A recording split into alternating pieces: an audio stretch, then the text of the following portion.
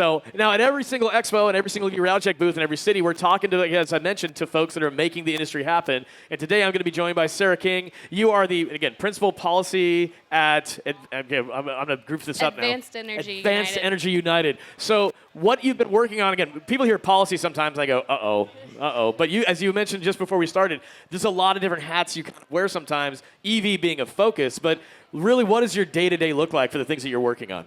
Yeah, so day-to-day now, I work with decision makers in the energy industry. So that can be utility commissioners, which many of us have never even heard about, but are influential.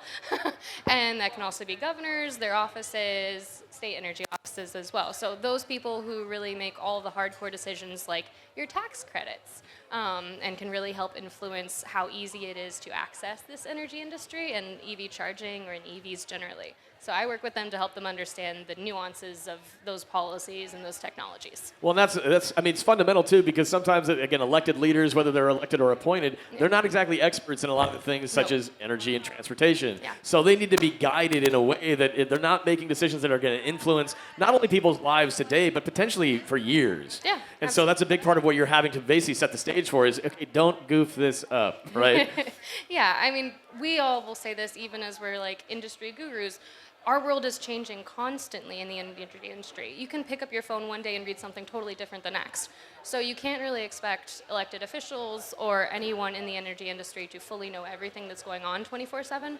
So they do need a guiding hand, someone who can understand what the impact of those policies or mandates or tax credits or long-term planning will actually be on the end user. Well, again, I love how you put mandates in quotes because that's something that's, again, it gets talked about. It's like, oh, we're, like, again, right now, federal government, we're ending the EV mandate. Yeah. There was never a mandate. There were incentives in place for EVs and for charging and things of that nature. And we subsidize fossil fuels to the tune of billions of dollars a year, and we've done that for a long time.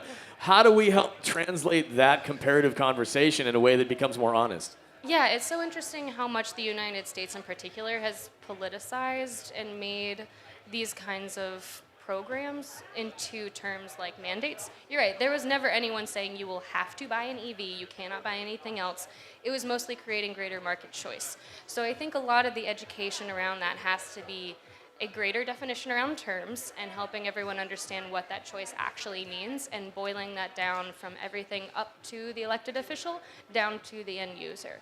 And a lot of that just comes with knowing how to speak across everyone's languages. Well, that is such an important conversation in the EV world, especially because, I mean, Expo is a good example of we have to create a top-of-funnel conversation for people that's inviting. It doesn't intimidate. It says, look, come here and have fun. It's meant to be more of a festival. For a long time, the EV industry has relied upon policy to get something done, and a lot of these policymakers, engineers that have made the technology possible, these are not communication experts.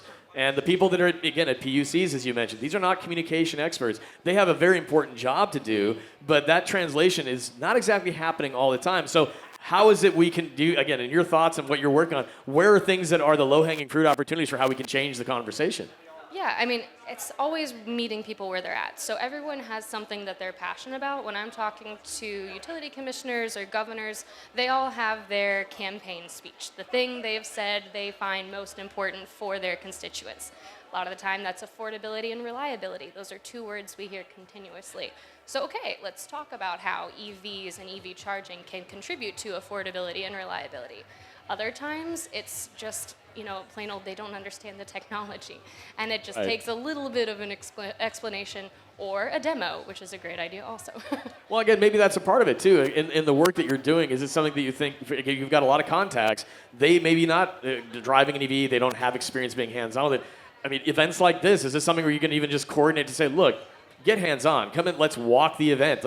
Let me show you what I'm trying to tell you the public is engaging with. Is that an avenue we could take? It's pretty critical. So my organization that I'm with now, Advanced Energy United, we have a ton of members in our company and in our association, and a lot of what we end up doing, and some of these include EV charging and EV companies, is we do site visits. Okay. And that is dramatically important when it comes to introducing commissioners or governors to a technology, is just go, let's walk through this and let's get you some hands-on experience with it. It changes everything. One thing that I think is also, again, you mentioned like PUC is like most people are like, what's that? Utility Commission, what does that do? But they play a very fundamental role in how dollars are spent by investment-owned utilities. I mean, municipal utilities, they have a little bit more flexibility, but for an IOU, for example, like this is, I mean, SoCal Edison, some of the biggest utilities in the country, they have, for example, gone to the PUC and said, we want to have X amount of millions of dollars for doing outreach and education. And this is what we have a plan to spend against. This happened a couple years ago where they went to the Public Utility Commission and said, we know that we have the best reach. We can talk to people, but then it got basically shut down. The commission said, yeah, we're not going to give you anything, maybe 1% of what you asked for. That is a big problem for the industry because things like Expo can, again, 8 cities around the United States getting a lot of reach, a lot of impact, but the stakeholders that have the reach locally, that have the power, they need flexibility and they're not getting it. What do we do to solve that? Yeah, I mean, that's another conversation. I would definitely key back to the affordability and reliability conversation with commissioners. I think a big problem there, too, is commissioners tend to specialize in certain things, like someone specializes in electrification, right. comms. So, like, you have to tidy it back to what's most important to them. A lot of the times, they're just not familiar with the industry. Oh, yeah. Well, and these are commissioners at utilities. Utilities are the new fuel provider. That's really these are the facts. And we talked to some folks from PG&E yesterday. They have one for all the EVs in the United States. 1 in 7 is in their service territory. That stat, I was like, wow, that's a bonkers thing to hear. But because of that, they have to have the ability to have flexibility. If the PUCs are not going to learn how to basically evolve to provide this flexibility, it's events like this that really can start to set the stage for the conversation. But what else can we do?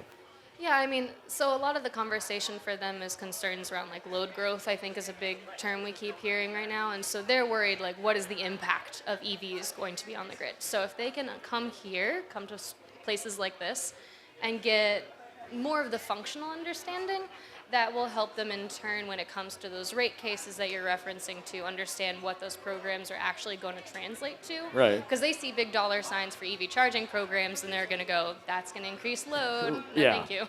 Well, and that's it, is translating this experience that we're trying to help the public buy into from a policy side, as you said, like sometimes they just don't understand these industries. So these are challenges that are behind the curtains, kind of how the sausage is made, and people just don't even know or want to know. They just want to know if they buy the car, it's going to work for their needs, right? Yeah. I often joke that in high school we should always teach 1, greater financial literacy, and 2, how your energy structure and utilities actually work. No, but honestly, we don't even teach civics anymore in high school. My dad is in his 80s, and he's like, that changed things. People don't know how a bill becomes a law, you know? But these are important factors around what's made the industry work to today. But we see, for example, at Expo, it keeps growing every year, more cities every year, more companies getting involved every year. So on one hand, the private sector is really kind of making this move. The public sector has set the stage for a lot of this. Do you think this is a handoff moment? Is the private sector really going to be the one to run with the ball now? So I think it's a handoff. The private sector is always going to play such a fundamental role in this. I would also add that it's going to be a handoff from the federal government to the states. Right. There's going to be a lot of opportunity in the states, and it was the same thing last time too. In the last Trump administration, that was less favorable to EVs. Like whether or not it's politics for you, so much of this does trickle down to what funding you can get. Oh yeah. So yeah, I think it'll be both private sector and states that you're going to really be able to lean into. California, for instance, just increased its package for EV charging and EVs. So we'll see more funding come out. You're not going to see it at the federal level, but you'll see it at the state level. Well, and it's the ebb and flow of that 24-hour news cycle, or all of a sudden there's something comes out. Oh, the National Electric Vehicle Infrastructure Fund. Oh, the funding was pulled. No, now it's back. And I think that we've got an issue that we still have to contend with, to your point, for like the next 3.5 years with the current federal administration, is that they are doing everything they can to just pull the rug out and say no. But the momentum, as Expo kind of showcases in every city, is, well, the momentum's happened. It's moving. And these companies that spent billions to get involved, and good brands like, for example, GM and Ford, and a lot of domestic brands that are in the EVs, in the EV world now in a serious way, these are global brands. Yeah. They can't pretend like they don't have to compete outside of the United States either. Yeah, well, and I think that goes back to our earlier point, is that the U.S. is kind of falling behind, unfortunately, and we're losing a lot of manufacturing jobs. We're losing a lot of a great economy from this. But like politics entirely aside, there's a lot of jobs and money that's going to be lost here. And globally, you see EVs on the rise. You see countries like China dominating this industry. Oh, yeah. Well, and they invested a lot, I mean, billions of dollars into growing up what was their manufacturing. They have dozens and dozens and dozens of EV brands that sort of kind of popped up out of nowhere. There'll be consolidation there over time, but they set the stage for that growth. I think that as we've been kind of like teaching the old dogs new tricks here in the United States for a long time, but oddly enough, we've got brands like Tesla that really set the stage for changing a global conversation about both transportation and energy. Brands like Rivian, brands like Lucid, these are all domestic brands. They're all here today. So I guess maybe in that sense too, it's like we have a lot of positivity to point to for what's happening here in the States. And again, as I mentioned, Expo is always that great example of if you want to get a tangible understanding of the fact that this is not something that's stopping. This is the event to see it at. Yeah. So you also mentioned before we started, there's a little bit of kind of a transition happening for professional things for you a bit. I don't know if that's something that you want to key in, like talk about, or. Sure. No, I mean, I'm with Advanced Energy United, so I do a lot of decision maker work, but my previous background, I was doing funding and incentive tracking for an EV charging company. So I managed to accrue essentially a very large list of all the funding that's available, not only for large customers, but also for the end user, for the driver themselves.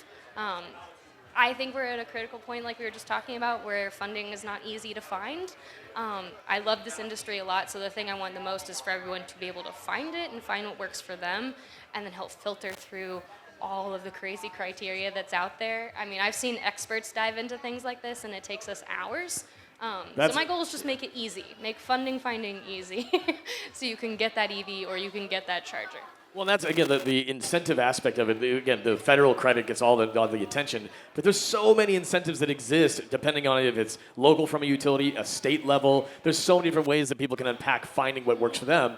So because that's been a core focus for you, what do you think, again, is it state level? Is it, where are these, I mean, is it these, people that have billions of dollars, the Mark Cubans of the world who are like, hey, I'm going to help solve things related to prescription drugs.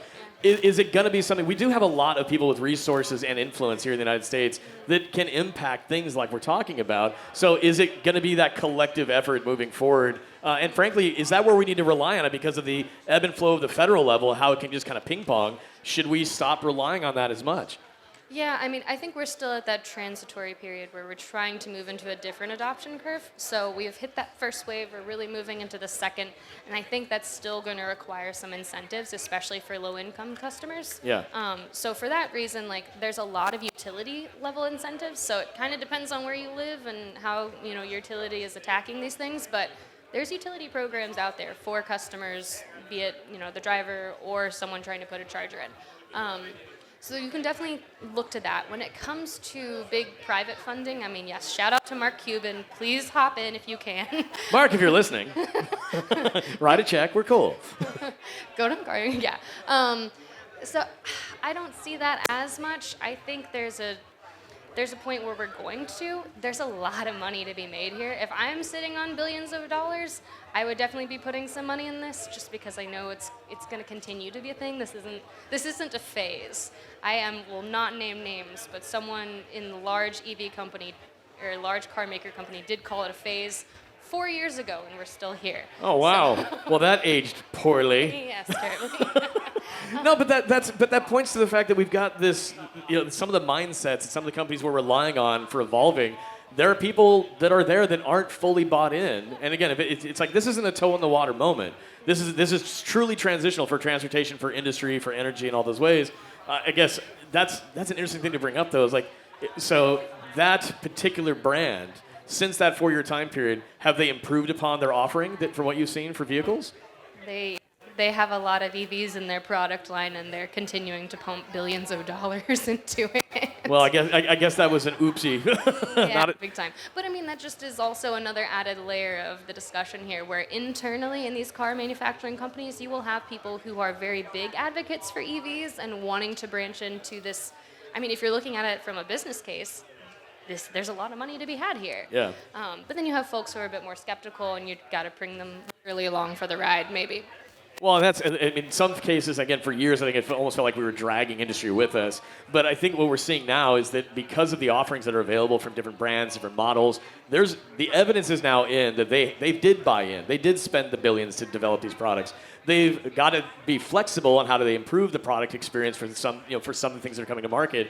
But they've made the investment. They're not going to just walk away from that. anytime soon. So I guess as we round things out, so for Advanced Energy United, so the work that you're doing right now, how do people find out about, again, a lot of things we've talked about, whether it's incentives or just the work you're doing with some of the constituents and partners you have? Sure. Yeah, I mean, you can definitely find us online at Advanced Energy United. A lot of work we do is with large companies. Many of our members are here, so go talk to them. We do a lot of state-level work. Mine in particular, if anyone's needing funding for EVs and EV charging, just let me know. I will happily help you find it.